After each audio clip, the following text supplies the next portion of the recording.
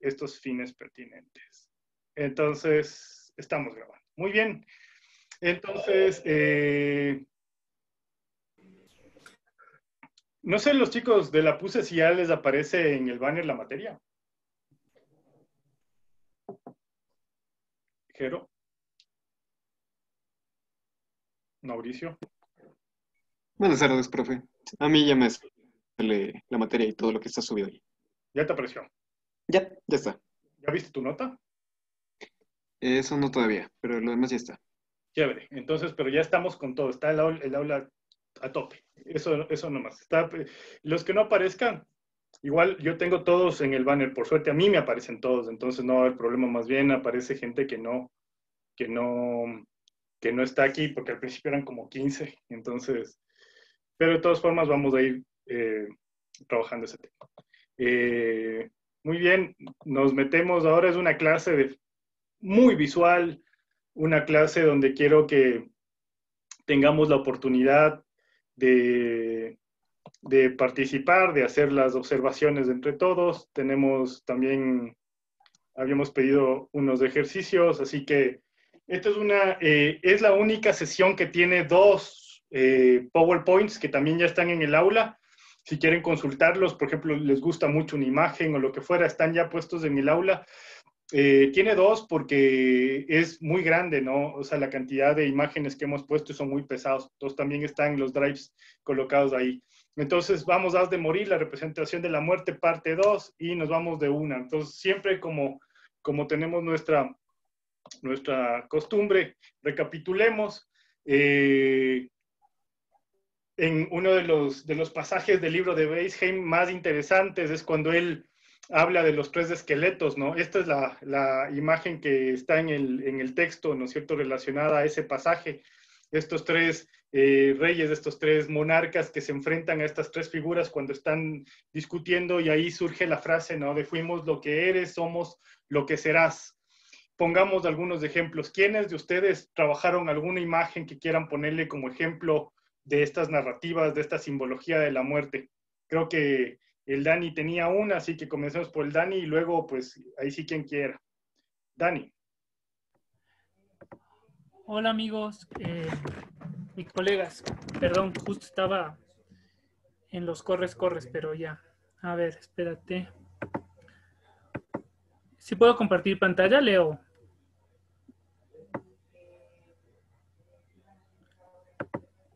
Sí.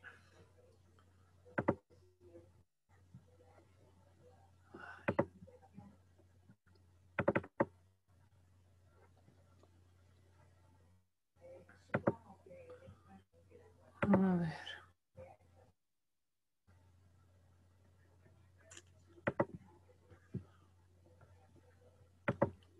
Estamos metidos en los elementos simbólicos. Leo, ¿sí me están escuchando? Sí. Ah, ya. Es que creí que no me escuchaba. Ya.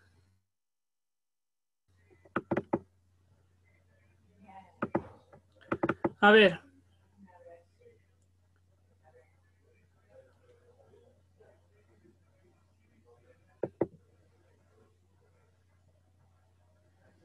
Perdón, pero mi computadora es un poco lenta.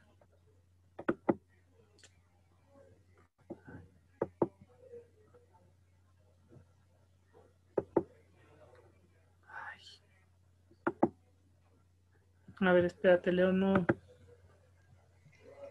Si quieres voy yo, Leo, no sé, yo Dale. tengo una imagen chévere. Dale. Si es que Ya, sí, mejor, porque el mío mi computadora está sí, lenta. yo sé, están hecho un relajo las computadoras. Dale. Sí puedo compartir pantalla, ¿verdad? Todos pueden. Sí. Ya.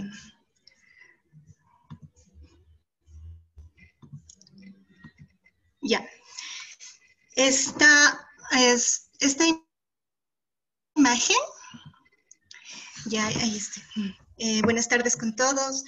Esta imagen me gusta muchísimo, siempre estoy buscando imágenes, bueno, a veces coincido con ciertas imágenes en el internet o en las páginas, lo que sea, y esta imagen me llamó mucho la atención. En primera instancia, sí, sin ahondar más en el asunto, me llamó la atención por el hecho de que parece que esqueleto se está tomando una selfie, ¿no? Entonces me pareció así como súper contemporáneo. Y lo que vivimos actualmente. Me llamó mucho la atención, la vanidad, las selfies y todo esto. Pero ya después leyendo un poco más, sé que esta es una tumba de un príncipe, no hablo francés, así que perdón, pero bueno, de un príncipe de Orange en Francia que se llamaba René Chalon. Esta es una tumba, esta es su tumba, ¿no? Es un transi porque es la imagen de un cadáver en donde se puede ver cómo la piel se está descomponiendo y también podemos ver cómo es la transición, ¿no? Porque aquí en las piernas podemos ver cómo todavía tiene piel, se ven los tendones, se ven todo y cómo la piel va comenzando a su transición hacia la etapa esta de podrirse.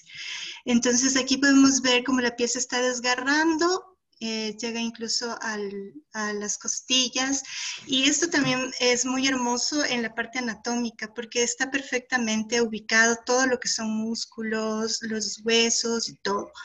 Entonces yendo un poco más allá, leí que esta mano que está alzada es la mano izquierda y está alzada como yéndose hacia el cielo. Esta mano tenía a ver si le hago no. Bueno, aquí en esta parte tiene un relicario. Entonces, no era un celular como yo asumía. O sea, no es que asumía que era un celular, sino que me venía a la cabeza alguien tomándose una selfie. Entonces, en este relicario se supone que estaba el corazón disecado de este príncipe. Entonces, lo que evoca sería como una súplica al cielo para que le reciba o como pidiendo perdón. Me gusta muchísimo porque es como verme en un espejo, ¿no? Verme ahora aquí con carne viva, respirando, sintiendo, escuchando mis latidos y me puedo ver cómo voy a estar en algún momento. No se sabe cuándo, no se sabe a qué hora, no tenemos eso, pero tenemos la certeza de que un día vamos a estar en esas condiciones.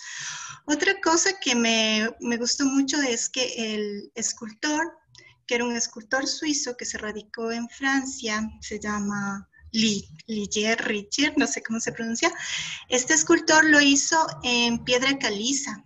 Entonces esta escultura está empotrada con unos pernos que van en la parte de las piernas, la parte de atrás, y duró casi como 10 años en hacerla. Esta escultura es de 1544, en un periodo de 1544 a 1557. Entonces fue poniendo partes, ¿no? Aquí también se ve que tiene un retablo y tiene también mármol negro. Entonces para mí es hermosa. Eso. Hay algunos elementos que tener en cuenta para la discusión posterior. La primera es el grado de descomposición del cadáver, como tú bien has dicho. Eso es un elemento fundamental que está funcionando evidentemente como un recordatorio, un proceso, ¿no es cierto? Es una suerte de escultura que puede ser leída como un movimiento. Y por otro lado, esta también, justamente yo estuve investigando acerca de esta y tiene esta función de estar viendo tanto el relicario, ¿no es cierto?, como viendo hacia arriba, tiene esta función igual del espejo de la muerte, que bien lo acabas de decir, ¿no es cierto?, y que tiene que ver con esa relación que actualmente es muy visual, que tenemos frente a nosotros mismos y el mundo, ¿no? Pero en esta época es la muerte como espejo, y vamos a ver cómo funciona a lo largo de los siglos, ¿no? Esto es interesante. Muchas gracias, Yadira. Dani, ibas a... Deja Sí, de... ahora ya Ay, puedo. Dale. ¿y yo cómo salgo? Dante, ¿Qué pasa? quiero salir de compartir pantalla. ¿Cómo salgo, Dante? No, Dani. Deja de compartir. Ah, Ahí en el botón rojo. deja de compartir ya. Perfecto, dale, Dani. Ya. Bueno, ahí ya la están viendo todos. Sí. Voy a... Ya. Bueno, Esta es una tumba que con el Leo encontramos en Calderón en un registro pormenorizado que hicimos del cementerio en el 2018. Luego yo volví a tomar una foto en 2019. Y es bien interesante porque es un niño Jesús con una cruz. Entonces yo le decía a Leo que era una representación bien en una lápida, bien que me llamó mucho la atención, y un poco buscando de dónde venía esta alegoría. Esto viene estas alegorías tienen bastante tiempo, y según un texto que encontré de Peña Ángel, habla de que proviene de una visión que tuvo la Madre Mariana Francisca de Jesús, fundadora del Monasterio Real de la Limpia Concepción de la ciudad de San Francisco de Quito. Entonces, esta visión lo que cuenta es que la madre vio a un niño Jesús con una cruz encima del Pichincha. Entonces, es interesante porque además traen estas imágenes, lo que buscan es traer esta idea de la vida del niño Jesús, del niño Dios, con el sufrimiento del Calvario y con la muerte. Y lo que también señala en este texto Peña es que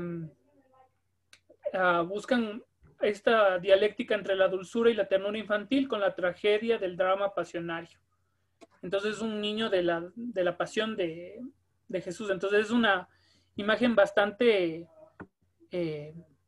extraña dentro de las representaciones que se hacen en las tumbas. Ya no es tan común. Yo es la única que he visto. No sé si algún otro colega ha visto esta representación del niño Jesús cargando la cruz en una lápida. ¿Qué sentido otra que tiene a nivel funerario esto? O sea, ¿cómo le podrían haber leído, no? O sea, lo interesante es que sigue siendo, al estar en el espacio funerario, ¿no es cierto?, podría funcionar como un guía, ¿no es cierto?, como esta representación también del sacrificio de una vida. Yo creo que también tiene que ver mucho con, si no estoy mal, Leo, yo estoy casi seguro que el que estaba enterrado en esta tumba era un niño. Entonces también tiene que ver esto, ¿no?, con el tema de la infancia, la muerte. Habría, por ese lado yo creo que se podría leer también. Interesante. Daniel. Franklin. Sí, Franklin. Daniel pregunta si es que se ha visto algo parecido. Bueno, la semana pasada mencionábamos de esos niños Jesús con el pecho abierto y el corazón exhibido, expuesto. Y disculpa, no quiero trivializar el asunto, pero ¿quién no tiene un dibujo muy sugerente en el cual se ve a un niño cargando una cruz? Un niño, ¿verdad?, que debe tener unos 5 o 6 años. Lo curioso es que todo el contexto es una especie de desfile brasileño con garotas, con carros alegóricos, bastante sugerente, voluptuoso inclusive. Y pues las serpentinas y todo, y el niño marchando. No es una escena típica del humor de él, ¿no?, donde que pues algo se resuelve lógicamente, sino uno de sus dibujos más, no sé, crudos, irónicos, pero se ve el niño cargando la cruz. Ojalá lo pueda localizar para compartirles, porque me ha recordado aquello. Y hermosa imagen, además. ¿Dónde dices? ¿Quién? Un dibujo de Quino, el caricaturista argentino. No sé cuál sea su postura hacia los religiosos, si él es creyente o no. Pero bueno, pues obviamente es un tipo con una inventiva inmensa. Pero creo yo que ese dibujo debe ser uno de los más irreverentes que él hizo. Porque como digo, es un niño pues de unos 5 o 6 años cargando una cruz enorme, muchísimo más grande. Bueno, aquí obviamente por el tamaño de limita y todo el contexto carnavalesco, como te digo, casi psicalíptico inclusive que nos rodea. Es muy interesante, Dani, y esto quizá merece mayor investigación. Sí. Y bueno, y la otra imagen que estuve un poco haciendo archivo que tengo yo. Esta es una imagen que saqué en el 2019 de una tumba de una niña en la que están representados los colibríes, que como sabemos, dentro del tema de la cosmovisión andina, haciendo un poco yo de investigación, encontré que los colibríes representan un viaje que uno va a realizar, además de todo lo que se habla en la cultura maya y azteca, incluso en la guaraní también. El tema de los colibríes tienen que ver mucho con el tema de los viajes, tienen que ver con el tema incluso de un viaje, también tienen que ver con el tema de la resurrección, tienen que ver con un tema de sabiduría, y los colibríes tenían mucho que ver con el tema de volver o sea, regresar, el regreso a la vida, incluso la fecundación y el reordenamiento del mundo. Y ahora, también me pareció interesante porque al ser esta una tumba de una niña, le habían decorado con estas flores amarillas, y las flores amarillas justamente significan encuentro, júbilo, y sirven para dar ánimos a las personas decaídas. Entonces ahí tendría mucho más sentido el tema de por qué están pintadas estas flores. O sea, ¿quién estaban obviamente, como sabemos, las lápidas están pensadas para los vivos. Entonces, esa es la idea de estos colibríes en este caso. Está apagado tu micrófono, Leo. Sí, o sea, decía que este es uno de los psicopompos, uno de los guías del alma más representados, ¿no? A nivel de América. Sobre todo en Mesoamérica era el colibrí conocido como aquel que lleva el alma, ¿no? Que a esta espiritualidad se la llevaba, ¿no es cierto? E incluso tenía esa posibilidad de traerle a que visite a la familia. Entonces, en ese sentido era muy interesante esto. Y nos hace una cosa chévere de lo que tú has traído, Dani, es que nos hace pensar mucho en la vigencia, ¿no? O sea, es decir, en encontrar elementos simbólicos también en el presente. Eso vamos a encontrar también muchísimo al final del curso. Te agradezco, Dani, si quieres deja de compartir para continuar. Hola, Pau, ya digo hola, Pau. Bueno. Yo también tengo una imagen. Dale. A ver. También tengo algo para Dieguito. Dale, entonces vamos con eso, y como les dije, estaba pensado aquí una... chévere, chévere. Dale, Lore. Esta imagen me llama mucho la atención, justo con esta idea del age moriendis, el arte del buen morir. Y ahí sería como la muerte de un buen cristiano, ya está en su lecho de muerte, y ahí se marca clarito la cruz en la parte de ahí, que está sosteniendo, pero aparte le está ayudando a sostener San Francisco de Asís y Santo Domingo de Guzmán. Y esa era la clave, tener al confesor al lado para los testamentos en especial, y dejar todo saldado en vida. Y aquí la pelea entre las dos partes, aunque el cuadro también está dividido en dos partes, como la parte de abajo medio como que oscuro y la parte de arriba todo claro.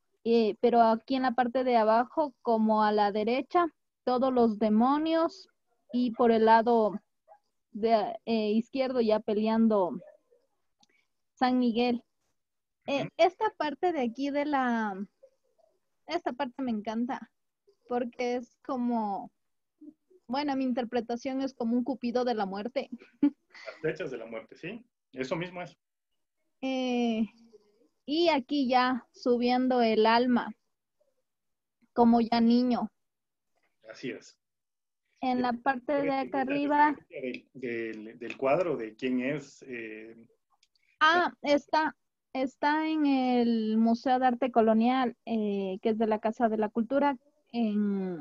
Este museo está en la en la Mejía y Cuenca, esquina. Y bueno, ya acá en la parte de arriba del cielo, Jesucristo, la Virgen. Aquí no le alcanzo a ver bien si es. Parece, no le veo muy bien. Que tiene un estigma, pero no sé cuál virgen es.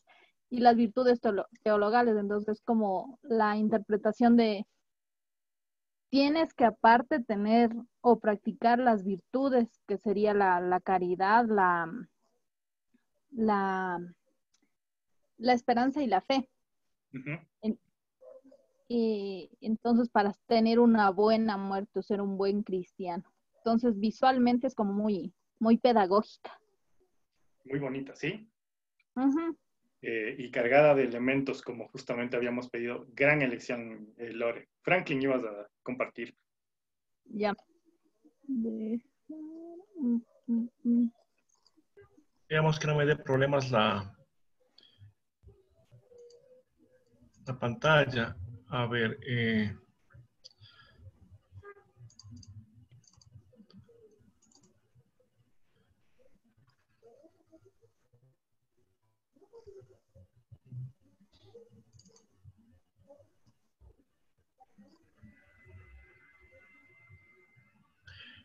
mira, esta es una sepultura en Riobamba. Hace unos años, será más de 10 tal vez, esta señora Birte Pedersen hizo un libro sobre arte funerario popular del Ecuador. Hace un poquito menos, gracias a la invitación de la red, pude conocerla, a la señora en Quito, en el encuentro. Y lo que me llamó la atención del libro, el primero que sacó, es que sacó las mismas fotos que yo habría sacado, tratándose de arte popular, porque me parece que tiene tal ojo que se fijó en lo más pintoresco, lo más representativo del arte popular. Yo coincido grandemente con las fotos que presentó, porque me llama la atención especialmente esta, porque retrata la forma en que murió la persona allí presente. Este tipo de representaciones, no sé qué tan frecuentes sean, pero las hay. Yo habría querido pasarles ahora una de un electricista que está muriendo mientras trabaja. No es nada del otro mundo, ni sangriento, ni macabro, pero es una torrecita de bronce, unos cables, un foquito y un muñequito que está cayendo ahí como que se está electrocutando. No la encontré a la mano, en alguna otra carpeta debo tener, pero esta me llamó la atención porque tiene algunos elementos que voy a tratar de mostrar. El retrato de la señora, el bus de la cooperativa Colta que pues debía haberla atropellado, e inclusive la misma señora aquí. Seguramente esto fue cerca a las rieles del tren, ¿no? Que pues falleció esta señora Rosa Poma de SH el 2 de julio de 1967.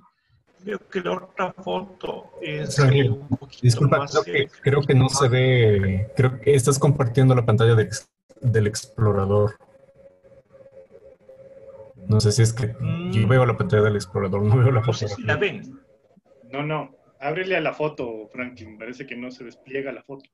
Qué raro, yo la estoy viendo. Veamos. Creo que compartir la computadora porque estás solamente compartiendo una ventana de visualización, por eso solamente vemos ¿Y el cómo Explorer. puedo acceder a aquello? Deja de compartir y pon compartir, y cuando escojas la pantalla, escoge donde ya le veas a la foto.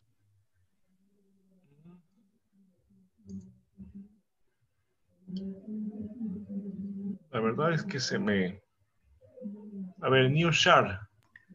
¿Será ahí? Ahorita dejaste de compartir, compártele, pero ahora cuando te salgan las opciones, comparte la pantalla donde tú ya veas la foto. Ajá.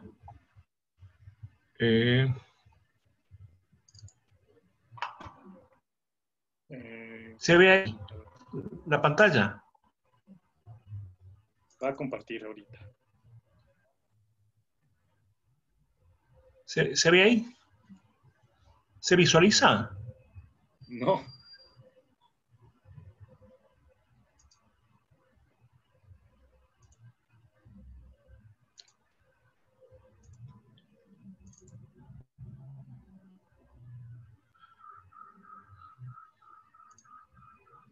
Bueno, aprovechemos hasta que Franklin comparta para invitarles el sábado. Hablan 2 personas de este curso en el mes del patrimonio.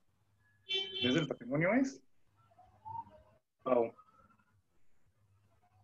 Sí, Leo, es por el mes del patrimonio. Vamos a estar no estoy mal, es 3:30 con el Abel, hablando un poco de el patrimonio y esta mirada desde lo cotidiano, desde el vivir Ahí el está. día a día lo que es el patrimonio. Gracias. Sí, el sábado, por si acaso, a las 3 de la tarde en la página del Museo de la Ciudad y de Quito a dos tiempos, Pau y Abel, me parece, también van a participar en este encuentro. Ya estabas compartiendo, Frank. Ya se vio tu foto. Ah, era que Ahí está. ya se ve ahí. Sí. Ya. Entonces, bueno, esta es la imagen que les quería presentar. Este es de más cerca, con un poquito más de luz. El transporte, la señora, la riel del tren y algo del paisaje. Entonces, me llamó la atención justamente porque retrata el momento de morir y la forma en que murió. Yo les aludía también a esa otra donde que se ve el hombrecito, el electricista falleciendo, no sé, a lo mejor en algún accidente de trabajo. Y hay otras que habría que mostrar en otro momento de ferroviarios. Por lo menos he localizado dos que están con el trabajador bajo las ruedas del tren. Entonces eso me parece que es una manera curiosa, ¿no? Otras obviamente hay el hecho de muerte, digamos, menos elocuentes, ¿no? Pero esta como que tiene mucho en el contexto popular y también la forma en que murió la señora. Ahí supongo que dejo de compartir. Es interesante esto y evidentemente nos sitúa en el momento contemporáneo, ¿no? En otra manera de entender, donde se plasma quizá el momento, como tú dices, la profesión. Hay algunas, por ejemplo, en Cuenca, en la Tacunga, también hemos visto, me parece que acá, donde, por ejemplo, se retrata de manera interesante las personas que han fallecido en un accidente aéreo, en un choque, ¿no? O sea, estos momentos impactantes también, pero de todas formas es el momento, ¿no? Es la evocación a la muerte. Vamos a intentar darle un poco de contenidos igual a lo que estábamos ya nosotros debatiendo la otra clase, ¿no? Y quisiera como pasar esta idea y un poco irnos hacia la interpretación y la catalogación de estas evocaciones funerarias, ¿no? Entonces, aquí tenemos algunas de las imágenes que les puse, tenían que ver con esta idea, ¿no es cierto?, de cómo se representa este momento en el periodo virreinal acá en Quito, ¿no? Y aquí está la muerte de Brígida de 1744, que está citada por Jiménez Escudero. Volvemos a encontrar algunos elementos que ya encontró la Lore, ¿no? Esta idea del alma separándose. Aquí en este caso no es un niño, pero es un alma pura, blanca, ¿no es cierto?, que tiene ciertos elementos, ¿no? Entonces, vamos a entender, ¿no es cierto?, algunos elementos que caracterizan a la representación de la muerte desde esta, digamos que desde esta Edad Media tardía hasta el siglo XX, ¿no?, que se van a extender, o sea, fuera de lo que dice Mitre, un estudioso del medioevo, estos elementos continúan, sino que resignificados, ¿no? Entonces, en primer lugar, o sea, esta idea de las danzas de la muerte, esta muerte que es evocada, que es representada danzando, que es lo contrario a esto, ya vamos a ver por qué, ¿no es cierto? Aparece primero, o sea, eso es como un gran elemento de análisis, ¿no? Primero en los muros de los cementerios y en ciertas iglesias. No es masiva, no está en todas partes, tiene una ubicación específica, y eso hay que tener en cuenta, ¿no es cierto? Está evocando ciertos elementos. Luego se va a ir trasladando y va a irse volviendo más secular, si se quiere, ¿no es cierto? ¿Cuál es el objeto, ¿no es cierto? Recordar el memento mori, ¿no es cierto? Igualar, ponernos en el mismo espacio, enseñar, pero evidentemente tenemos aquí una muerte quieta, ¿no? No es una muerte danzante, es una muerte mucho más seria, que corresponde a un periodo posterior, ¿no? Entonces, vamos también a ir un poco clasificando y entendiendo este proceso, ¿no? Otro punto, es una muerte que debe ser leída más que vista, y cuando pongo leída, es que estos elementos, ¿no es cierto?, visuales con los que nos enfrentamos tienen movimiento, tienen una secuencia, nos están contando algo, ¿no? Y están evidentemente ligados a otros elementos narrativos, a otros elementos rituales que están presentes en la época y que se están debatiendo. En este sentido, Jiménez Escudero, que no tengo aquí cerca su libro, pero de ahí evidentemente he sacado las imágenes, ella nos dice esa riqueza no llega a Quito, tanto porque ya llega una, digamos que una pedagogía de un catolicismo contrarreformado, pero al mismo tiempo que se instala en una sociedad donde estos otros elementos quizá no tienen que luchar contra los mismos espacios de producción en los que se generan las primeras danzas macabras, estas representaciones alegóricas, ¿no? Entonces otro espacio, dice, la muerte en Quito va a ser representada como vimos en la imagen que nos trae la Lore, como está en esta imagen, una muerte más quieta, más pedagógica, sí, potente, sí, pero no es para nada sarcástica, no es sátira, ¿no es cierto? Y evidentemente está relacionada aquí en el ámbito literario a las homilías, a los sermones, ¿no? Mientras tanto que en el espacio de la danza de la muerte sí hay también una literatura, ¿no? Una literatura satírica que está construyéndose alrededor de este elemento, como por ejemplo el género francés del vado mori, ¿no? Que funcionó durante el siglo XIII, que básicamente eran memento moris escritos, ¿no? Y por otro lado, o sea, esto es un elemento que cuando se le representa la muerte no pasa y no es que tiene finitud con una tipología o con otra, está siempre adornada de elementos simbólicos, ¿no? El Dani, por ejemplo, intenta decirnos aquí alrededor del colibrí qué representa. El Franklin también intenta decirnos, bueno, aquí hay una imagen que nos está tratando de representar un momento, pero todos estos elementos simbólicos, ¿no es cierto?, se pueden acompañar o no por textos. De hecho, en algunos elementos, ya vamos a ver más adelante, porque tenemos para ver y opinar cualquier cantidad, van a tener incluso un narrador, ¿no?, que va a poner en disputa este espacio y el funcionamiento de la muerte. Esta muerte representada tempranamente no solamente tiene un interés pedagógico, no solo me refiero a nivel ritual, a nivel de salvación, como veíamos en la otra clase, también hay empieza esta suerte de cuestionamiento más profundo en torno a la máquina, ¿no? O sea, cómo funciona, al punto que Vesalius, ¿no es cierto?, compone La Humana Corpórea y Fábrica en 1543, justamente fascinado por la estructura de las danzas de la muerte, ¿no? Pero estos tratados anatómicos no son necesariamente contemporáneos, digamos que basados en una idea contemporánea de la anatomía, ¿no?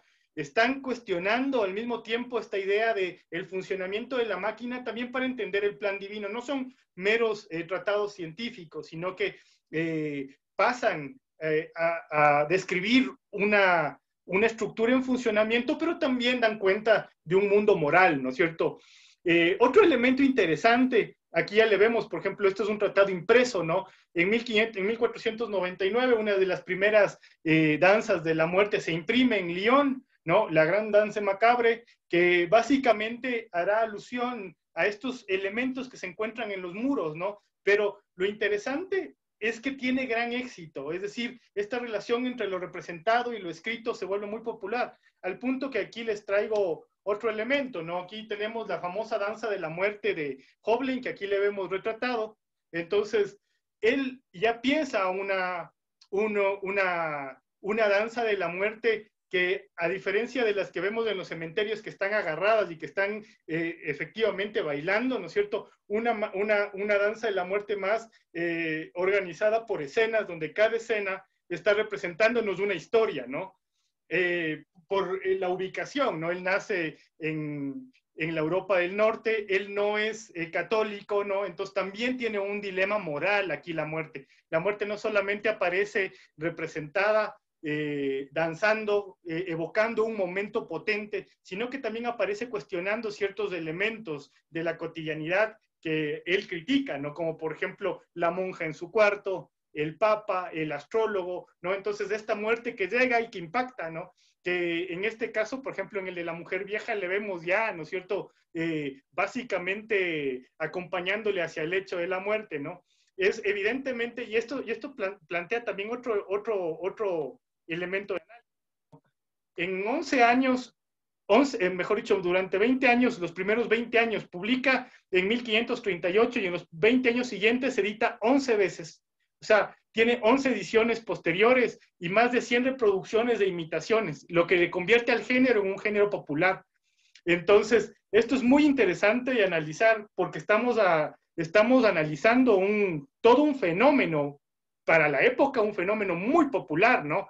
Entonces, que va a dar paso justamente a estas narrativas en torno a la muerte y la muerte contando historias. Aquí les traigo más ejemplos, por ejemplo, de la danza de la muerte de Hoblein, ¿no es cierto? La monja de la que les hablaba, ¿no es cierto? En la que le vemos de aquí, en primer lugar, en lo sacro de su aposento, ¿no es cierto? Hay un juglar introducido ahí, con lo que está criticando también digamos que la moralidad de la época, pero la muerte es la que está poniéndole las velas y mientras ella está viéndole golosamente a este visitante, ¿no? O sea, es interesante como crítica social, empieza a aparecer ese elemento y aquí, por ejemplo, le vemos a la muerte como la asesora del Papa, ¿no? Y presente también en esos momentos, como una crítica. Lean la cantidad de elementos, ¿no es cierto?, simbólicos que tiene aquí, por ejemplo, junto al Papa, todo este andamiaje demoníaco con el que está sustentando la escena, ¿no es cierto? Igual acá, o sea, el carácter sacrílego que le otorga el cuarto de la monja es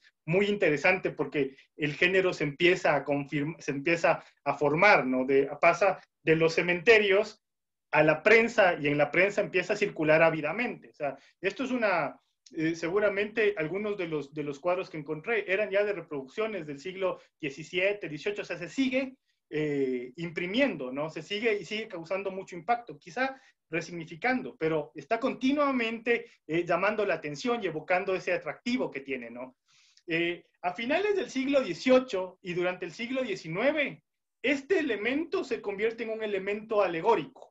Es decir, pierde cada vez importancia el tema religioso y empiezan a ganarse otros elementos políticos, sociales, ¿no es cierto?, en torno a la representación de la muerte. Aquí, por ejemplo, de Alfred Rethel, Auch ein Totentanz de 1848, ¿no es cierto?, esta representación, esta muerte que está aquí evocada, que está departiendo con estos habitantes, está evidentemente anclada en todo el proceso revolucionario europeo, ¿no es cierto? Entonces ha perdido de alguna forma la reminiscencia de Memento Mori para pasar a convertirse más bien en un elemento igualador, político, satírico, ¿no es cierto? Entonces, esta muerte incluso se convierte en el siglo XIX en un elemento decorativo. Recordemos, por ejemplo, que en la época victoriana, en todo, digamos que junto al aparecimiento de la poesía parnasiana, al aparecimiento del romanticismo, la muerte aparece como un elemento a ser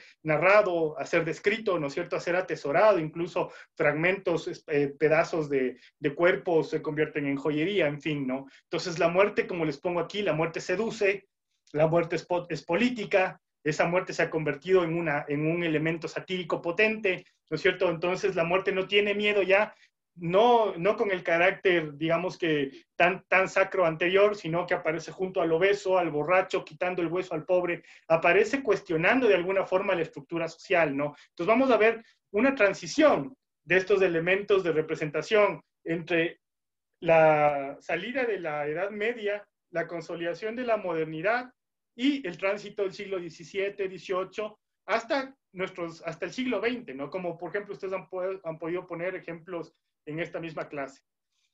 Comenzamos el análisis visual. Esta clase es muy visual, como les había dicho, ¿no es cierto?, con ejemplos de lo dicho.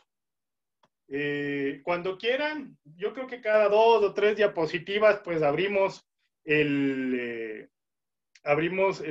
debate para poder dialogar y discutir, ¿no?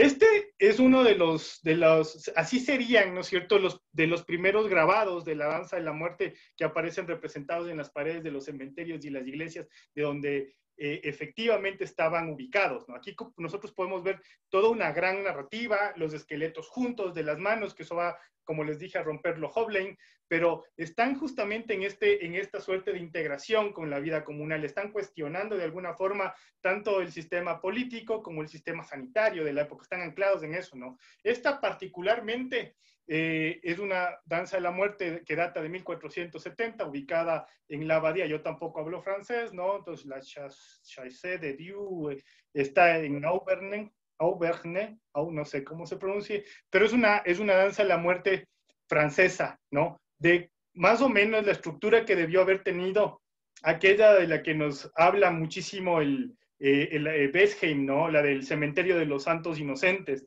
y así aparece en los en las adaptaciones posteriores que ha hecho Guy de Marchand, ¿no? Pero aquí le vemos ubicada en el espacio en el que fue concebida, ¿no? Aquí, miren, es la transición de esas a una ya impresa, ¿no?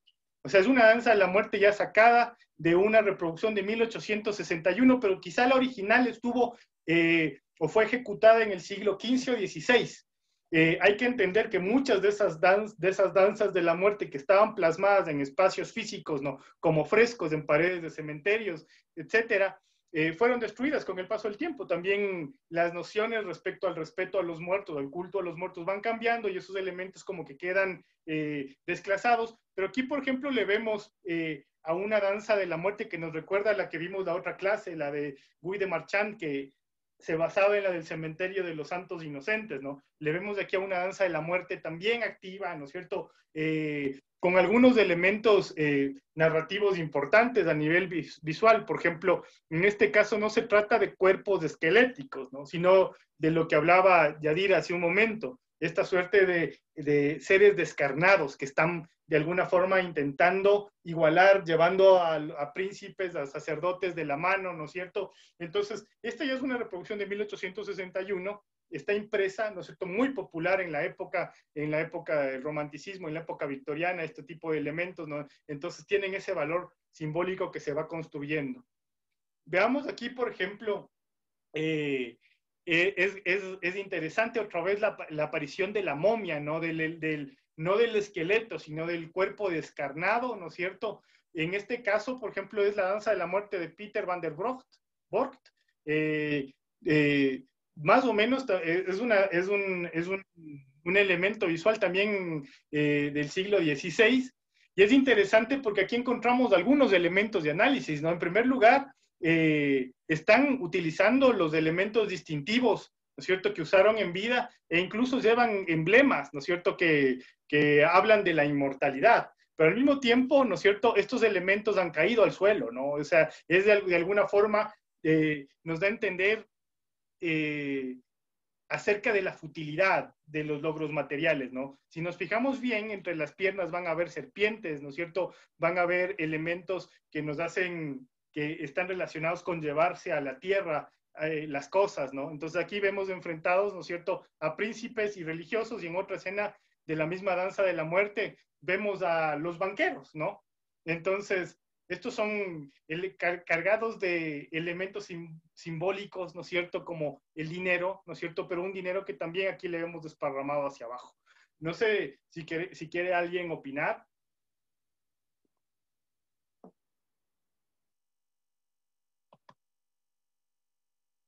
¿Qué opinas, Esteban, vos que eres arquitecto, en torno a la función que debe haber tenido? No, a mí, o sea, me gusta full empezar a leer estos símbolos. Estaba pensando en la imagen que tenía y en los símbolos que luego, o sea, que digamos que hay símbolos que se pueden leer a través del tiempo de manera más fácil que otros, ¿no?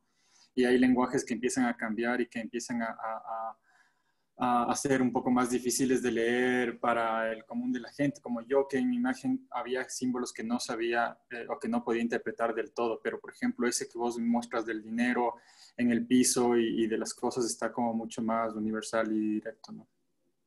Así es. Y una cosa interesante es que se relacionaban, o sea, en su origen, y eso es interesante, se relacionaban con la estructura, ¿no?, con el espacio. Y eso también lo trae a colación Bergman, ¿no?, cuando nos pone, cuando le instala la imagen, ¿no es cierto?, del pintor poniendo a jugar ajedrez a la muerte en una iglesia. Entonces, o sea, como ese espacio donde tienes que reflexionar en torno a lo que te va a pasar después, ¿no? Vamos a ir viendo cómo este discurso se complejiza, ¿no?, y se vuelve más potente. Una pregunta. ¿Quién habló? Carlos, yo. Carlos, dale. ¿Qué significan las serpientes ahí? Las serpientes tienen algunas, en el ámbito de la simbología, tienen algunos elementos, ¿no? En primer lugar, conectan, es uno de esos animales que por sus características, digamos que formales, es capaz de conectar, por ejemplo, a través de un tronco, ¿no es cierto?, la parte de arriba del árbol con la tierra. Entonces se supone que es un psicopombo por excelencia, es decir, un guía, un mensajero, ¿no es cierto?, de las almas. Por eso en los cementerios está muy representada la serpiente, aparece muy evocada, incluso en los cementerios ecuatorianos, ¿no?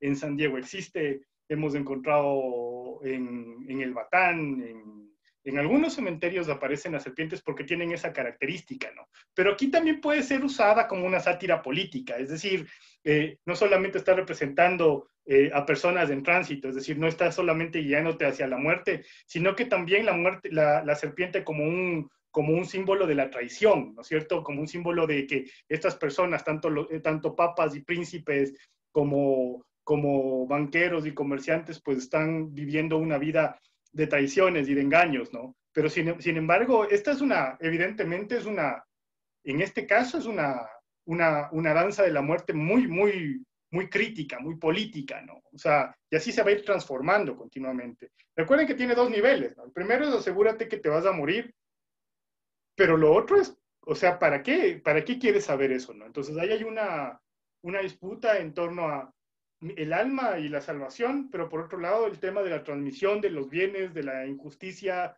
de cómo se ve el mundo, hay una cosmovisión entera en juego, en fin, ¿no? No sé, Carlos, si está satisfecha tu pregunta. Sí, profe, gracias. Vamos acá. Profe, una pregunta. Mauricio, dale. Por ejemplo, la representación de la momificación de la muerte, ¿tendría que ver rasgos con este mundo egipcio? No necesariamente, pero ¿se acuerdan que en la anterior clase hablábamos del proceso, ¿no? Que en ocasiones, esto un poco ya lo dijo en el ejemplo que puso Yadira, era también deseable mostrarte no el esqueleto descarnado como un proceso final, sino como la muerte como un proceso, es decir, incluso dejando ver su género, ¿no? Dejando ver sus ciertas características corporales como uñas o cabello, que vamos a ir viendo en otros ejemplos. Pero quizá el rasgo principal es que justamente, a pesar de que la muerte te ha tocado, ¿no es cierto?, tus características físicas están presentes todavía. Sin embargo, lo que dice Besheim es que algunas no van a aparecer totalmente esqueletizadas por justamente abonar la idea de que la muerte es un proceso y un proceso que no acaba, ¿no? Entonces, por ahí iría más que un sentido de evocación del proceso de momificación de otras sociedades, ¿no? Pero es eso. ¿Qué suena? ¿Por qué alguien entra y sale? Es del Fausto. Quería ver qué pasaba. Miren, aquí, por ejemplo, este es otro ejemplo interesante, ¿no? De cerca de 1500. Esta danza de la muerte está intercalada en un libro de horas, es decir, básicamente en un libro de oraciones con salmos y con elementos religiosos y litúrgicos que la gente lo tenía casi como un manual de vida, ¿no? Pero esto es interesante, este grabado, ¿no es cierto?, está justamente funcionando a ese nivel más pedagógico, ¿no? En el que vemos otra vez una muerte no totalmente descarnada, en este caso, recordándole al posible propietario, ¿no es cierto?, lo de la ligereza de la vida, quizás funcionando como entre las páginas un eterno memento mori, un espacio para la consideración de la cercanía de la muerte. Aquí vamos a ver otro ejemplo de esta misma danza de la muerte, que está, como ustedes pueden ver, intercalada y esto es otro elemento interesante, ¿se acuerdan que hablábamos hace un momento? O sea, este elemento narrativo, ¿no es cierto?, que acoge la imagen, ¿no? Y seguramente en la imagen también están en estos elementos también se está evocando a la muerte, ¿no? Esto es interesante porque justamente al ser un manual muy íntimo, ¿no? Es decir, un libro de horas era una cosa muy personal. En este sentido, este también es un diálogo muy interno, ¿no? Es decir, se traslada de ese espacio público de la iglesia y con la impresión, pues pasa a este espacio, ¿no es cierto?, muy cercano, ¿no es cierto?, muy, ¿cómo les digo?, muy atesorado, porque es el espacio de la plegaria, de la búsqueda de la salvación y el perfeccionamiento individual. Vemos aquí, por ejemplo, otro ejemplo, ¿no? Ya también de una danza de la muerte. Esto, o sea, evidentemente les he puesto la portada. la danza de la muerte es grande, ¿no? Y básicamente el autor, que es Matthäus Merian, ¿no es cierto?, imprime esta danza de la muerte basada en la que alguna vez adornó el cementerio de Berna, ¿no? Y que básicamente se había generado, ¿no es cierto?, en el contexto de la peste, de la gran peste de 1348. Entonces, el detalle que yo les pongo de aquí a acá, ¿no es cierto?, nos habla de justamente ese triunfo de la muerte, ¿no es cierto?, sobre la vanidad humana, porque le vemos aquí otra vez a esta muerte, no totalmente esqueletizada como le podemos ver, incluso en este caso es cadavérica, ¿no es cierto?, que pisa al monarca, ¿no?, y que se le impone, ¿no? Pero esto evidentemente es una impresión del siglo XIX, porque el cementerio de Berna fue demolido en 1805, pero queda esto como un testimonio de estas danzas de la muerte de los cementerios, ¿no es cierto?, que tiene básicamente esa función, ¿no es cierto?, tenía esa función de mostrarnos esa visualidad de la equiparación, si se quiere, en la enfermedad, ¿no? Este es otro ejemplo, ¿no? Este es, y ahí en el emblema que carga el esqueleto, dice justamente, ¿no?, Rudolf Mayer, ¿no?, aquí en esta parte, Totentanz, o sea, la danza de la muerte de Rudolf Mayer, que se acompaña de textos, ¿no es cierto?, de Konrad Mayer, de 1650, ¿cierto? Aquí no les pude poner bien, pero básicamente es la muerte, ¿no es cierto?, evocando otra vez este carácter equiparador, y aquí le vemos a un ángel que le anuncia el juicio, ¿no? Entonces la muerte como otra vez esa suerte de pedagogía entre lo temporal, de la espera, ¿no es cierto?, y el juicio final. Aquí ustedes le pueden ver cuando ya le había instalado en la diapositiva, me di cuenta que le volé un poco la cabeza al ángel, pero básicamente ese es el sentido, ¿no? O sea, surgen interpretaciones cada vez más profundas a nivel religioso en torno al significado de la danza de la muerte, ¿no? En este caso, ya en el siglo XVII, hacemos una lectura de, evidentemente, los elementos que contiene esta, es una lectura justamente relacionada a evocar este papel de la muerte, ¿no es cierto?, en el periodo, como un gran igualador social, pero al mismo tiempo como este generador de piedad, ¿no? Sobre todo en la Europa del Norte, es muy popular, porque recuerden que se va a predicar muchísimo en torno a la eficacia de una vida retosada, de una vida de trabajo para servir a Dios, menos sanguinaria, menos brutal es la presencia de esa muerte ligada al pecado y al castigo eterno que sí tiene, por ejemplo, los países católicos, ¿no? Mejor dicho, los reinos católicos, ¿no? Aquí, por ejemplo, les pongo un ejemplo de la danza de la muerte de Wenzel Hollar, que fue publicada en 1651, en el que esta muerte ya es una muerte satírica, ¿no? Una muerte que jala, una muerte que está presente en ciertos momentos importantes de la historia humana y que inicia su aparición en la misma idea del juicio final y la expulsión de Adán y Eva, ¿no? Entonces, es decir, junto en ese mismo momento, ¿no es cierto?, en el que pierde en el paraíso terrenal la especie, la muerte está ahí presente y de hecho es lo que se cierne sobre el mundo, ¿no? Entonces, esa muerte se presenta satírica, molesta, ¿no es cierto?, viene a de alguna forma a estrujar las relaciones sociales. Si se fijan bien aquí en este cuadro, porque como ustedes sabrán, las danzas de la muerte no solamente es una sola imagen, aunque puede ser, pero generalmente son cuadros, ¿no? Son series grandes. Y, por ejemplo, aquí les voy a traer algunas, ¿no? Porque aquí le vemos encaramada detrás del monarca, detrás del clérigo jalando, ¿no es cierto? No, mejor dicho, el monarca jalando el armiño, ¿no es cierto? Jalando los elementos de distinción, ¿no es cierto? Puesta del lado de la familia suplicante, ¿no es cierto? El fraile está detrás del monarca como protegiéndole, pero la muerte está jalando, le está reclamando lo que es suyo. Aquí vemos otros elementos, ¿no? Le vemos también aquí, en esta misma muerte, la muerte arrancando, jalando, ¿no es cierto? En este caso, en la mesa de las apuestas, ¿no?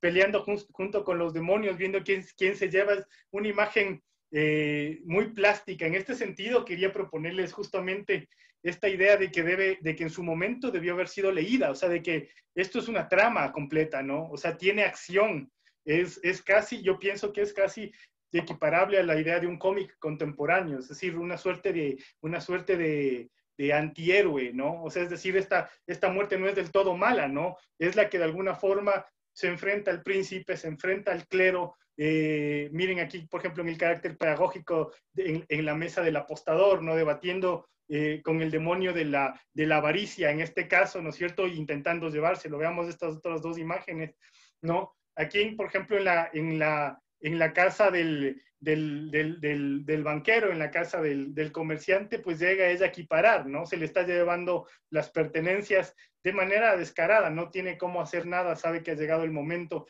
Y aquí le vemos gobernando detrás del monarca, ¿no? O sea, esto es muy interesante, ¿no? Sanciona a los ricos, como pongo aquí, a los jugadores, es casi un cómic contemporáneo. ¿Qué les parece? ¿Cómo va tomando esa forma, no? Jero, ¿qué dices?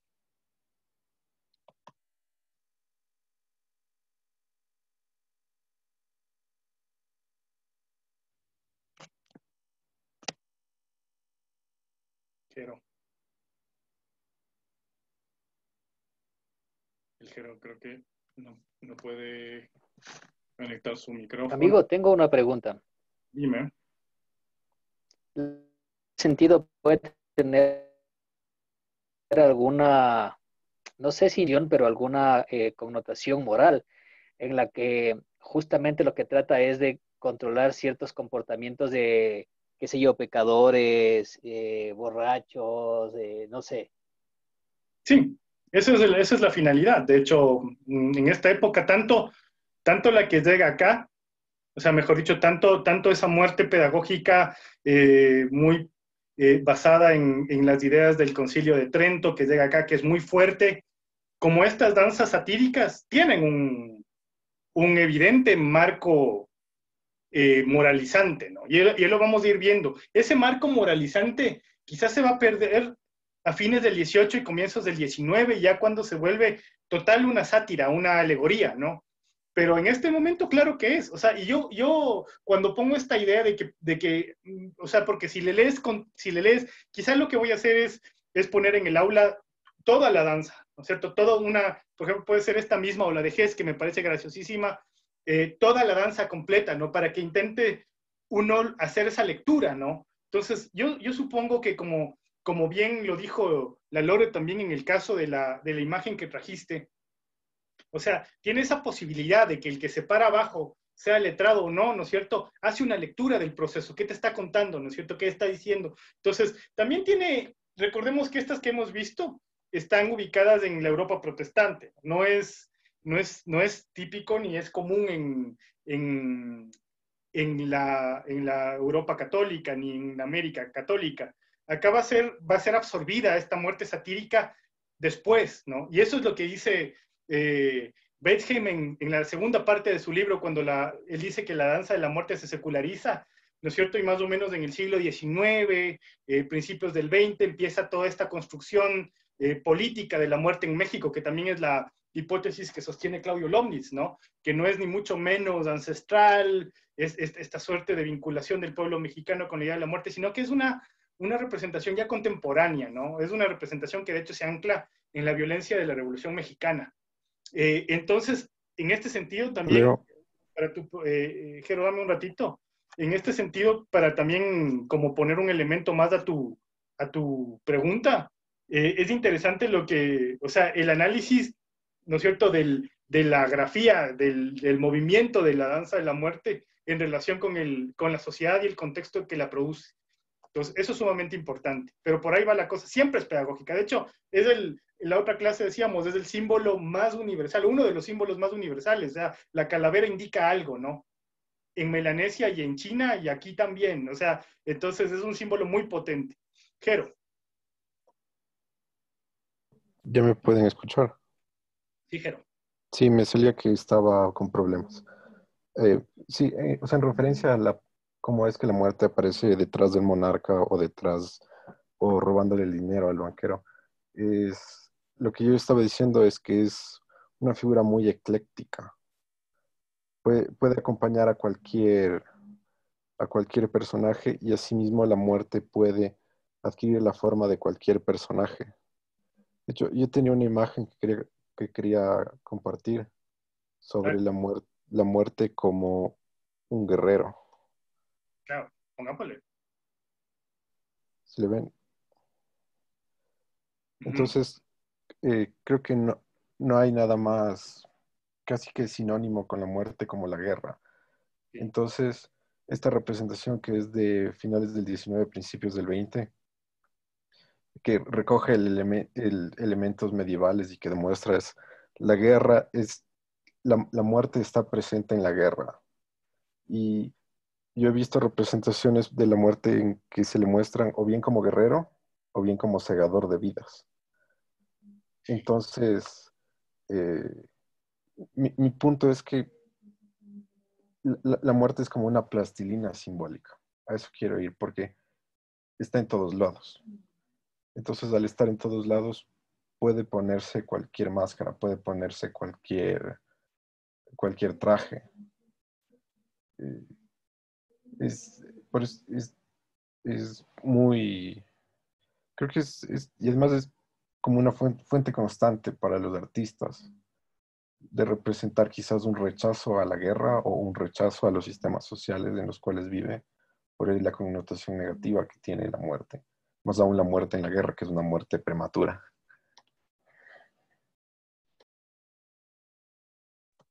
Es interesante lo que dices. Sin embargo, hay esas sinuosidades, ¿no? O sea, es decir, es potente siempre. Eso digamos, o sea, la representación es fuerte, incluso hoy, ¿no? Como saben, por ejemplo, una de las cosas que a mí también me gusta es la historia o sea, yo trabajo también elementos relacionados a la historia del rock y del metal, que es la música que a mí me gusta. Y uno de los elementos que creo que le vuelven en su momento, en los años 70, principios de los 80, cuando surge como un elemento que a esta música le vuelve contestataria, es la evocación de la muerte, ¿no? Entonces es como esa presencia que habla de la muerte, ¿no? Incluso a veces solamente a nivel simbólico, en otras muy profundamente, pero sigue siendo potente, o sea, sigue siendo de alguna forma evocador, ¿no? Entonces, en ese sentido, simbólico es siempre, eso comparto, pero claro, en cada momento tiene por ejemplo, esa imagen que tú pusiste, no podía haber sido yo incluso le hubiese pensado como una imagen del siglo XX, punto. O sea, ya muy contemporánea, ¿no? Una idealización muy contemporánea. Ahora, estas otras tienen otra intencionalidad, ¿no? O sea, pero veamos. Una pregunta. Franklin.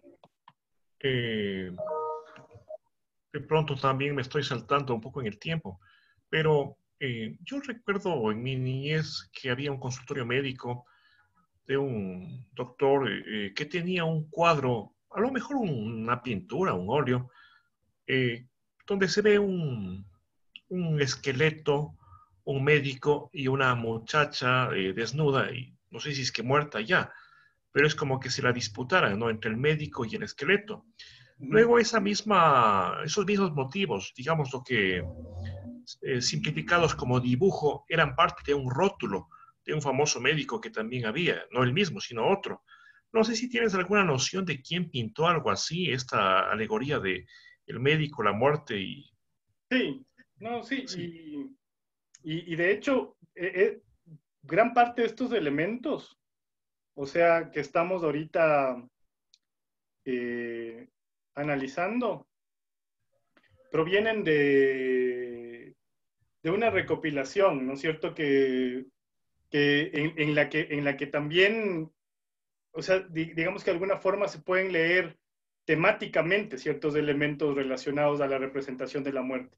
Yo creo que de eso sí vamos a hablar, porque también traje ejemplos de eso, ¿no es cierto? Pero como tú bien lo señalas, ya es una transición hacia el siglo XX, ¿no?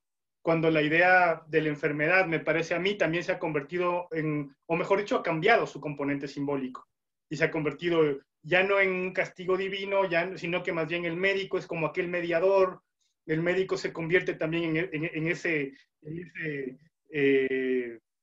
no sé si guerrero, ¿no? En ese nuevo héroe en la disputa de la vida y la muerte, ¿no? Entonces va a ser muy interesante por ahí este elemento plástico que mencionas, porque sí está aquí en esta presentación. Entonces yo incluso les voy a pasar, bueno, esto ya van a tener hoy tarde, ¿no? Esta misma presentación, pero ahí van a poder ver todos los elementos de este tipo. Pasaría un poco más. Miren aquí, por ejemplo, otro elemento de esta misma danza de la muerte, ¿no es cierto? Igual, ¿no es cierto? En este caso, por ejemplo, llega con su elemento simbólico el reloj de arena a encaramarse sobre este barco donde están estos comerciantes, ¿no? Y les quita todo. Entonces, en ese sentido es muy, muy plástica la idea, ¿no? Muy bonita. Aquí yo le veía que el Fausto andaba compartiendo la gran danza macabra de Marduk entre semana.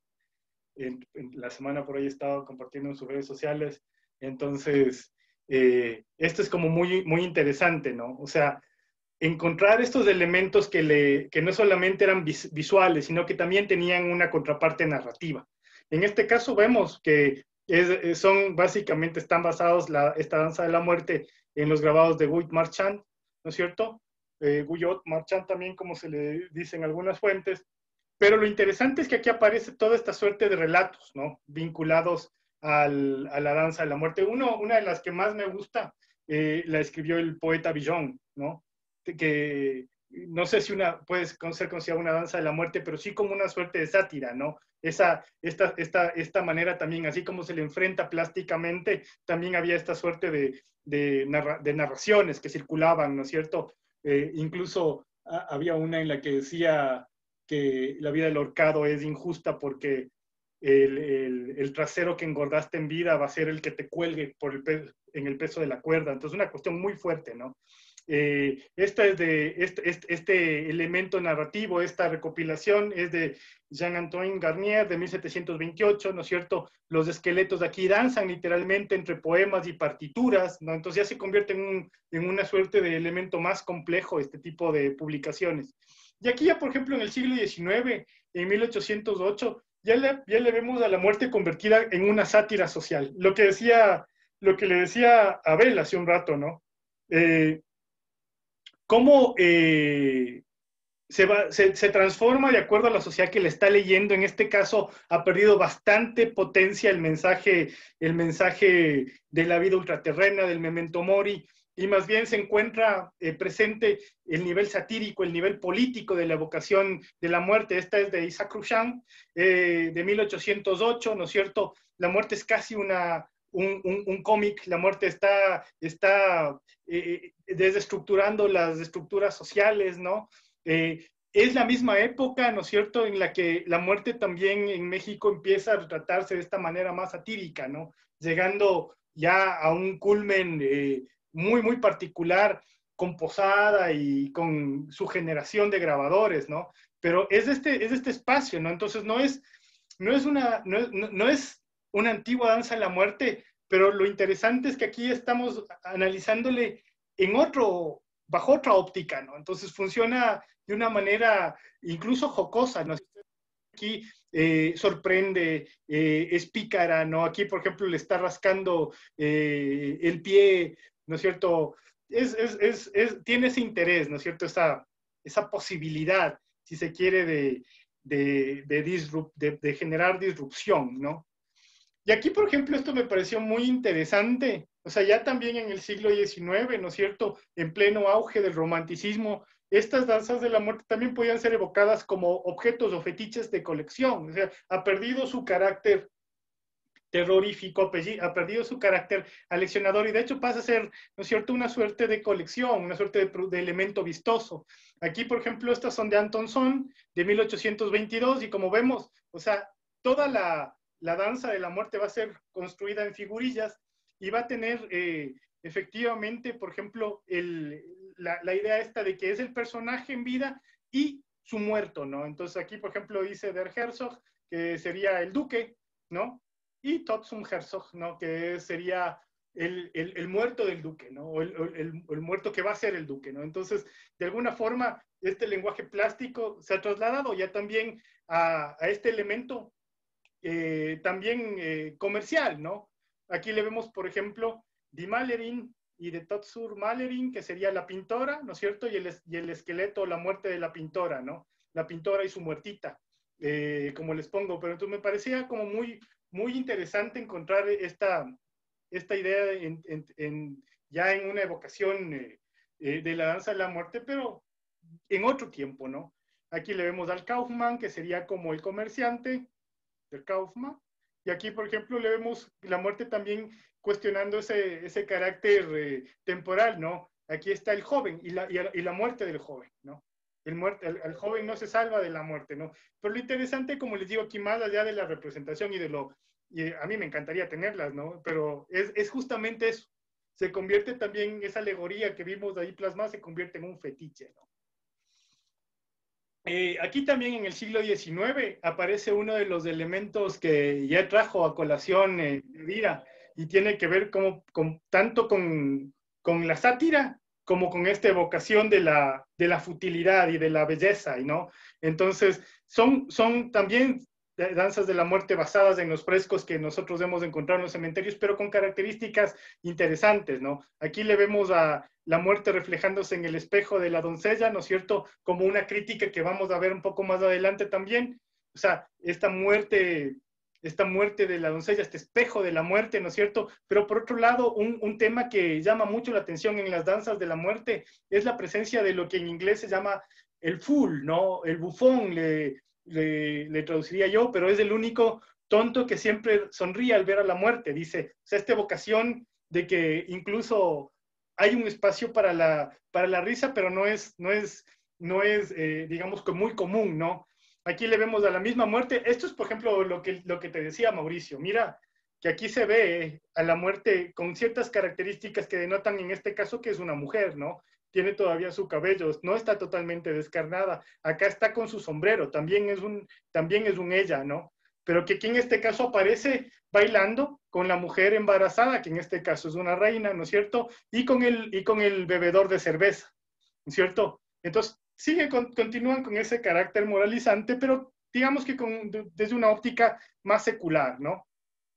Estas mismas danzas de la muerte de Hess me parecen a mí interesantes, porque son ya construcciones del siglo XIX, pero que se basan, o sea, ya más bien como curiosidades, se basan en aquellas danzas de la muerte que habíamos visto pintadas en los muros de los cementerios, ¿no? Entonces, esa danza, esta muerte que también es un caballero que le jala del cabello al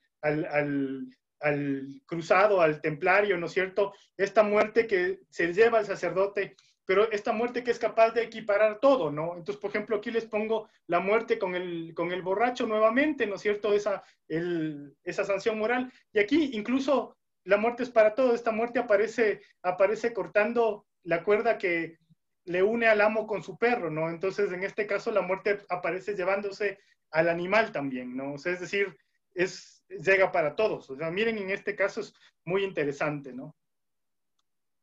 Aquí ya viene un poco lo que decía el Jero. ¿Ibas a decir algo, Franklin? ¿Alguien prendió el micrófono? ¿Preguntas? No iba a decir nada. En 1848, esta es, por ejemplo, también de la misma serie que habíamos visto hace un rato, ¿no es cierto?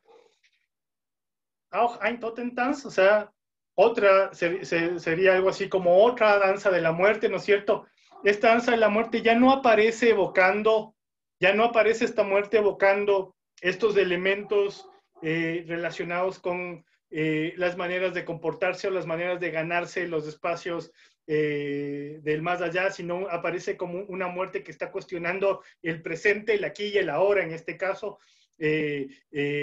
básicamente situada en las revoluciones de 1848.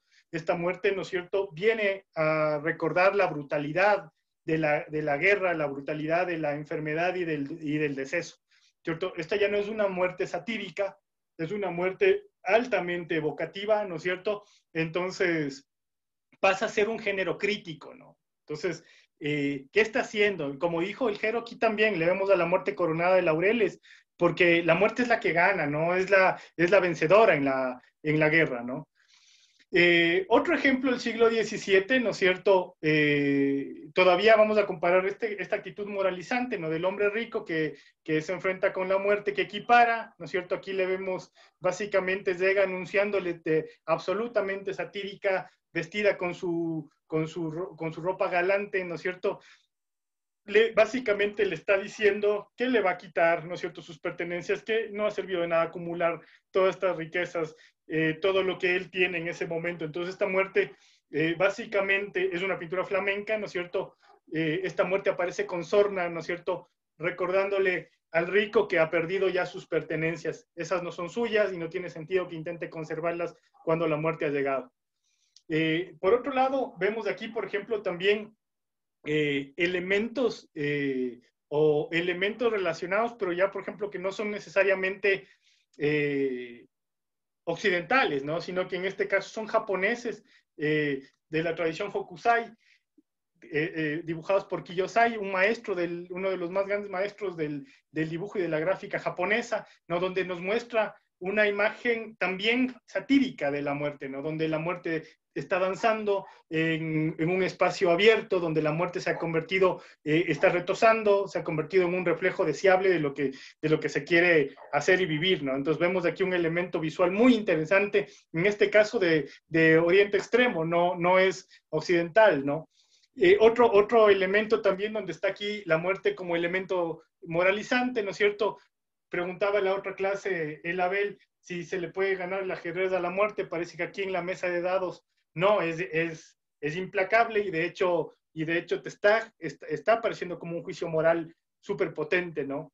Y esto tiene mucho que ver con esta idea digamos que esta idea moralizante de los seres de ultratumba, ¿no?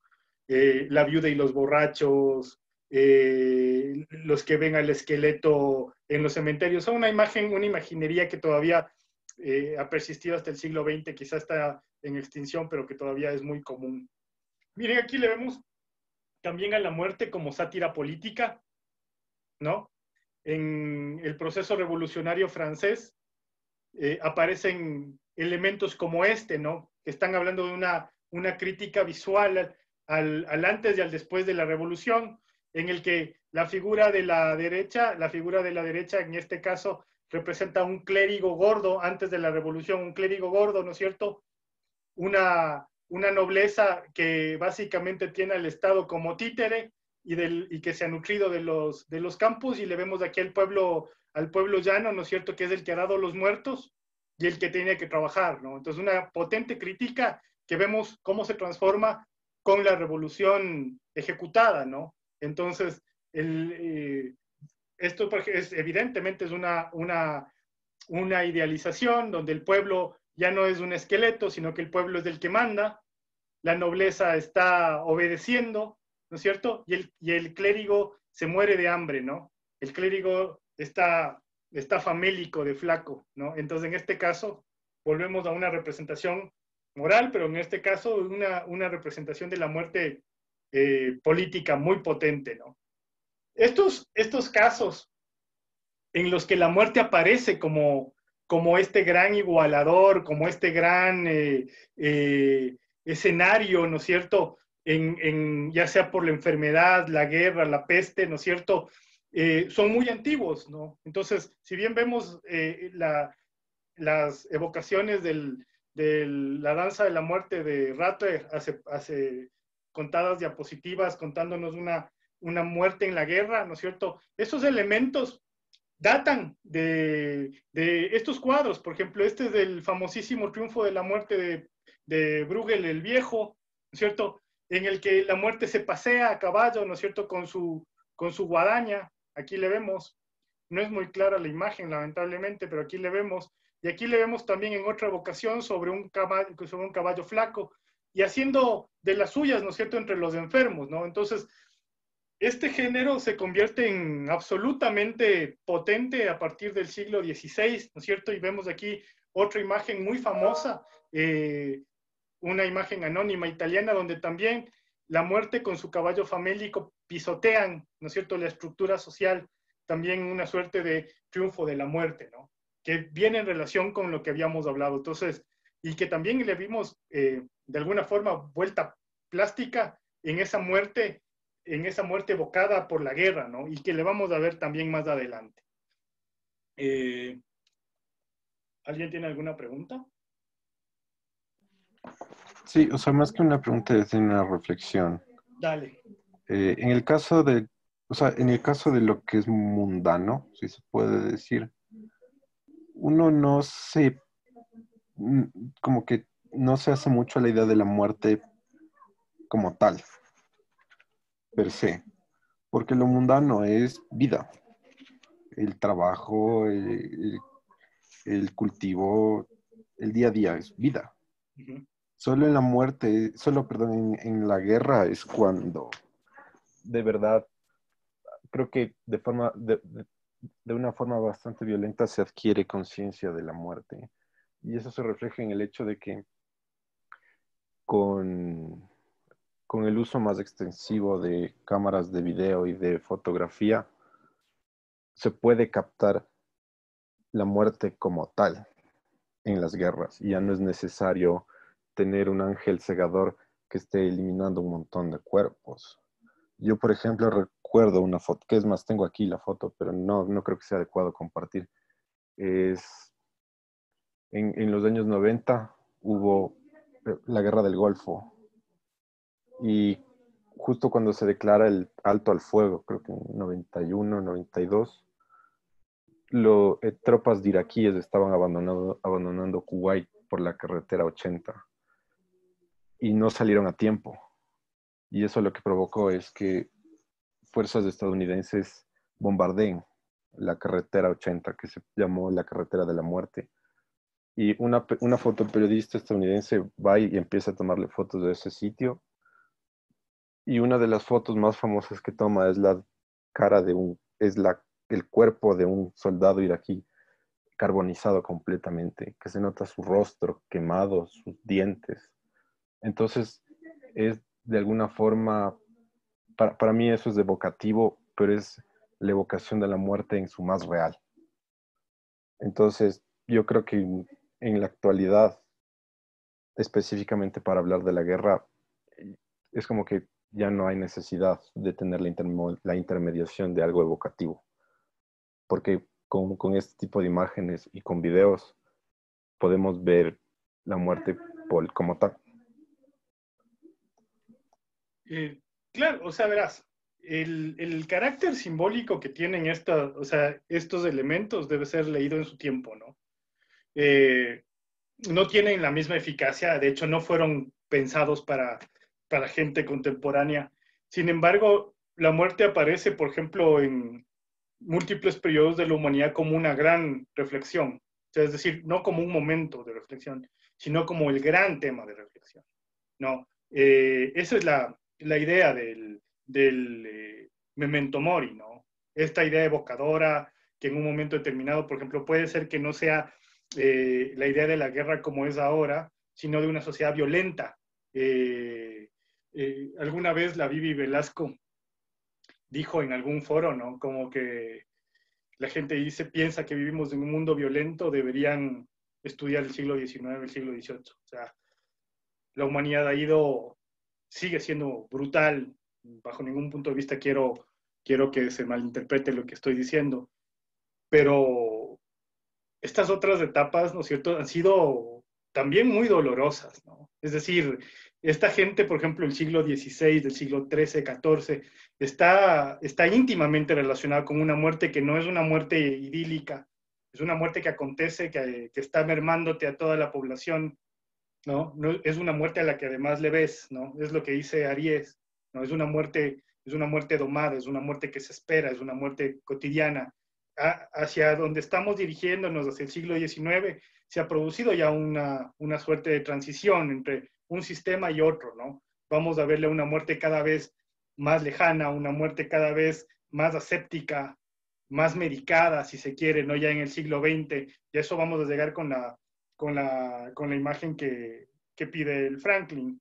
esta imagen donde ya el intermediador no es Dios, ¿no? Sino el médico, donde se habla de la paz de los muertos, ¿no? Pero no es equiparable en ningún momento histórico lo que representa. Entonces, por eso hay que ponerles en su contexto, ¿no? Igual ahora, pensaríamos que no estamos, que este es un debate viejo, sin embargo, estamos en nuestras casas por algo, ¿no? Estamos en nuestras casas porque se habla y esta pandemia ha traído a colación nuevamente este debate de la vulnerabilidad, el debate de la distinción social, de lo que estamos haciendo nosotros de aquí, qué es lo que está haciendo el pueblo afuera, ¿cierto? ¿Quién es el que está enfrentando la pandemia, la peste, como quieran llamarle? Sin embargo, estamos acá encerrados por miedo a la muerte, ¿no? O sea, es otro elemento que además nos evoca, ¿no? Eso, y que es absolutamente distinto de las sociedades que estamos viendo, ¿no? Porque igual, ahorita nos estamos mandando ejemplos del siglo XIV, del siglo XV, XVI, XVII, XVIII, XIX y XX. Entonces hay que intentar entender las sinuosidades de quién lo está pensando, incluso de dónde lo está pensando. Pero por ahí va la cosa, Jero, y me parece que es interesante lo que dice. Abel, ¿ibas a decir algo o no? No. Entonces... No, se desconectó mi internet y se volvió a conectar. Bien. Miren, aquí vemos otra vez, ¿no es cierto? La muerte vencedora, ¿no es cierto? La muerte como, aquí también, ¿no es cierto? Como el triunfo inexorable, lo que siempre va a ganar. Esta vocación en esta época, evidentemente, tiene que ver también con un reordenamiento social, ¿no? Ya, y aquí pasamos a otro tema, ¿no? Que ya también está relacionado con el siglo XVIII, aunque esta noción del erotismo y la muerte también es muy, muy vieja, ¿no? Porque hay que leer este acto erótico del que habla Bataille en el momento de morirse, la agonía y la muerte en el cuerpo, no solamente como un cesar de funciones y como un hecho doloroso, sino también como un hecho erótico, como un hecho cargado de pulsiones, de fluidos y de cosas, ¿no? Entonces, en el que se van a mezclar continuamente los dos, ¿no es cierto?, los dos componentes. En este caso, vemos las flechas de la muerte confundiéndose con las flechas de Cupido, ¿no? Poco tiene que ver esto con la fábula de Sopo de Cupido y la muerte, que no sé si la conocen, pero que tiene que ver con que Cupido básicamente está descansando en una cueva y confunde su carcaj con el de la muerte y se mezclan por ahí las flechas, ¿no? Y a veces cuando lanza un flechazo no es una flecha de amor, sino es una flecha de muerte. Y por eso, de alguna forma, esta fábula explicaba las muertes a destiempo, ¿no? En este caso, la muerte de una jovencita, ¿no? Cupido, sin querer, en lugar de enamorarle, le mata, o al mismo tiempo, lanza una flecha, la muerte lanza una flecha de amor a un anciano y hace que este viejo se enamore, ¿no? Entonces, es una cosa muy bonita a nivel alegórico, ¿no? Aquí vemos otra evocación del mismo tema, ¿no es cierto? Donde la muerte y Cupido están lanzando y intercambiando flechazos. El gran acto erótico, el amor enfrentado con el segundo gran acto erótico, que es la muerte, ¿no? Al punto que, miren, incluso aquí les hago una reflexión ya desde otro punto de vista, ¿no es cierto? En cómo se concebía el funcionamiento de la máquina. Ya un poco hablamos de otra clase, por eso quiero como ir un poco más rápido para acabar, ¿no? A pesar de que el fin, por ejemplo, de este tipo de vocaciones es anatómico, ¿no? Es funcional, no deja de ser un memento mori, ¿no? O sea, el esqueleto que está, como ustedes pueden ver, intentando explicar el funcionamiento del cuerpo humano, ¿no es cierto? Aquí vemos los huesos con su respectiva nomenclatura, ¿no es cierto?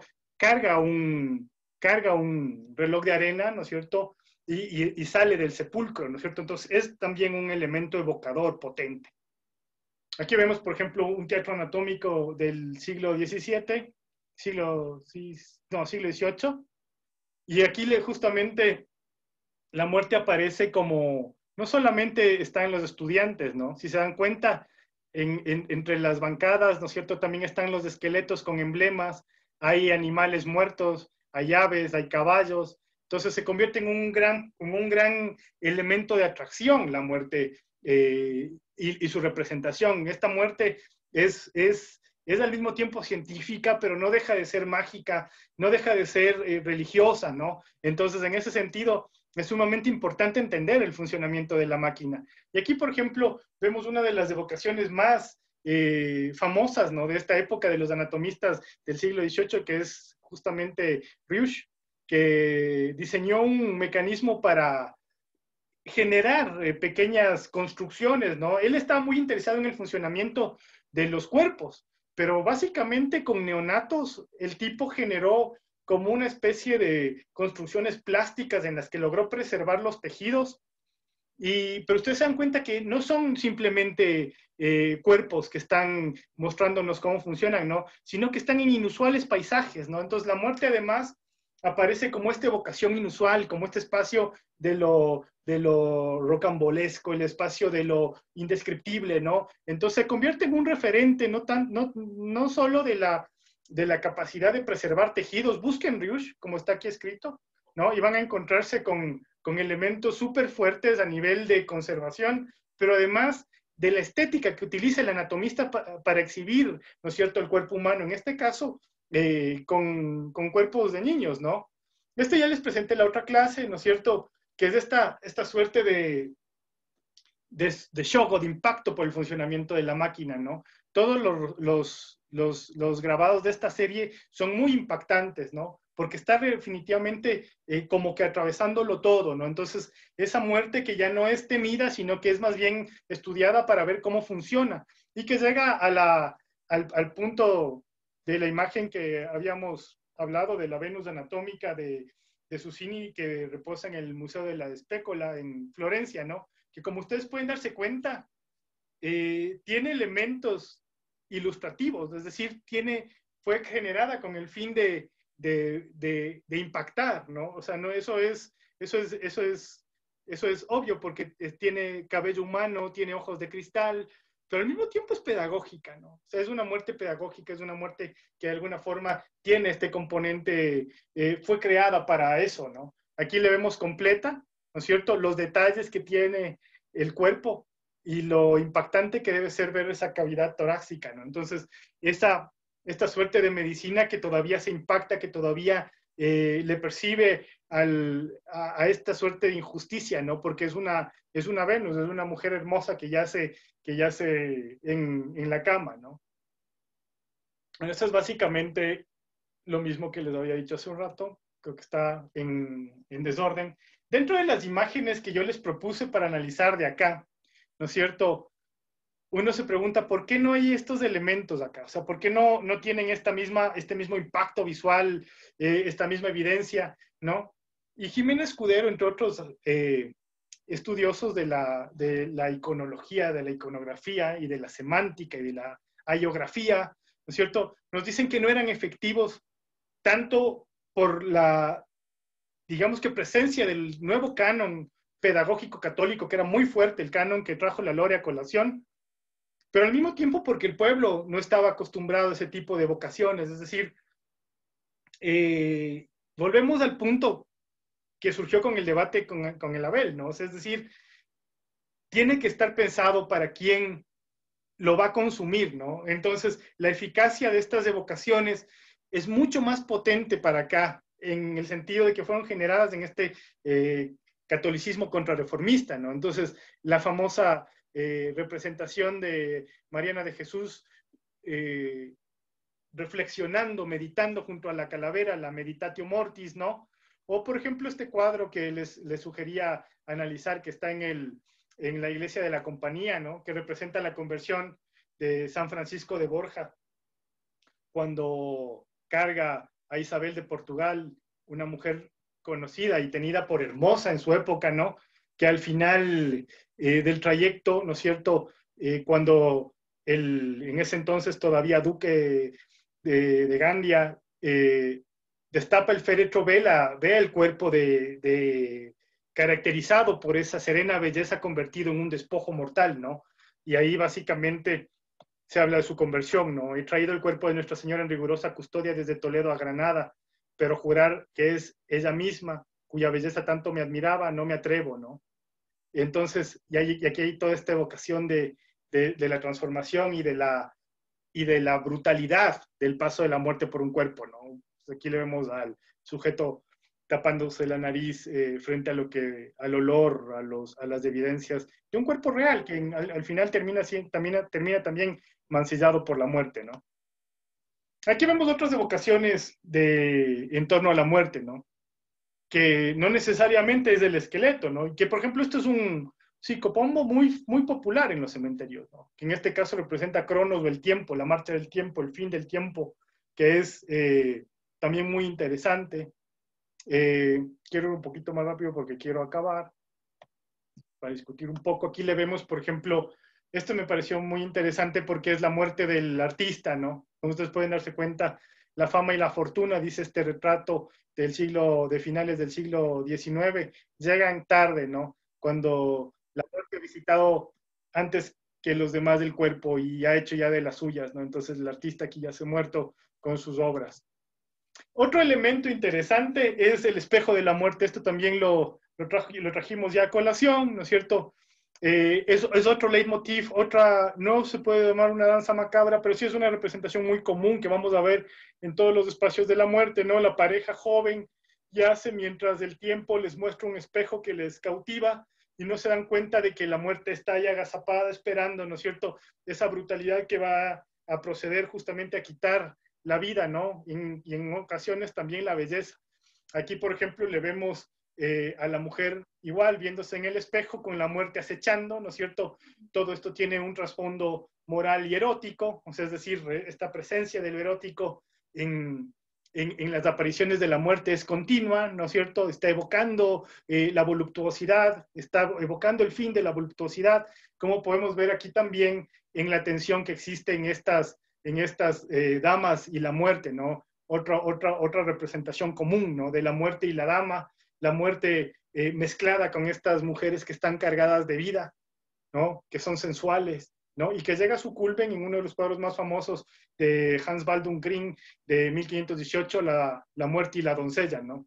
Para aquel metalero que sea practicante, pues la portada de uno de los discos de Dayside, ¿no? Pero es impactante, ¿no? Y en este caso sí, la cara de la doncella repele con miedo a la brutalidad del beso de la muerte, ¿no? Pero es una evocación muy bella dentro de los elementos plásticos en torno a la representación de la muerte. Aquí le vemos a la Bella Rosina de Antonio Berz de 1847, ¿no es cierto? Esta suerte de contemplación, ¿no es cierto? Ya no es un memento mori, es básicamente una crítica a la vanidad, ¿no es cierto? Al consumo de la época, a los privilegios, ¿no? Entonces se va convirtiendo en un leitmotiv más político, que aquí vemos también plasmado en otros dos elementos. A mí me gusta sobre todo Posesión de 1900 de Besnard, ¿no? Es impresionante esta suerte de impacto, pero que siempre está sobre la voluptuosidad, la belleza representada en lo femenino. Ya le voy a preguntar a la Yadira qué opina, porque ella es especialista en esto. Y aquí el cuadro que veía el Franklin, ¿no? Lo que les iba diciendo, desde el siglo XIX la medicina se convierte en el campo técnico que ahora nosotros lo concebimos, y disputa con la muerte, ¿no es cierto? La batalla, la enfermedad se convierte en otro campo de batalla, ¿no? Entonces, en este caso, el médico disputa con la muerte el cuerpo, ¿no? La vida. Esto es un cuadro de Ivo Salinger de 1920. Este era Franklin. Sí, exactamente algo así era la pintura aquella. Supongo que la pintura estaba basada en ese cuadro, ¿no? Era inspirada en ese cuadro. Era un cuadro bastante grande y lo curioso es que seguramente era de conocimiento de estos médicos que otro tomó ese mismo motivo, pues, simplificado obviamente en líneas para un rótulo que se exhibía hasta hace unos años aquí cerca. Es interesante. Yadira, ¿qué opinas de este tema? Vos que eres especialista en esto.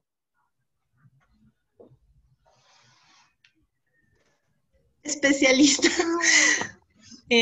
Bueno, la verdad es que a mí me gusta muchísimo cuando hablas así sobre Eros Tánatos, ¿no? Me parece que Son como una dualidad, porque la verdad siempre va a estar ahí la muerte y la gente tiene que estar consciente de eso. La belleza es algo que dura muy poco. Me gusta muchísimo, no sé, el hecho de ver el cuerpo de una mujer cerca de un esqueleto o cualquier representación de la muerte, me parece que es muy real, ¿no? Que muchas veces la gente simplemente piensa que la belleza te va a durar para siempre y el tener a la muerte al lado es como tener los pies sobre la tierra. Entonces me gusta muchísimo ese tipo de arte que tiene que ver con erotismo y tiene que ver con muerte. Me gusta muchísimo. Hay una relación interesante que explorar, ¿no? La primera es que la muerte en ocasiones también es evocada como un femenino, pero que aparece evocada con la belleza también evocada como un femenino.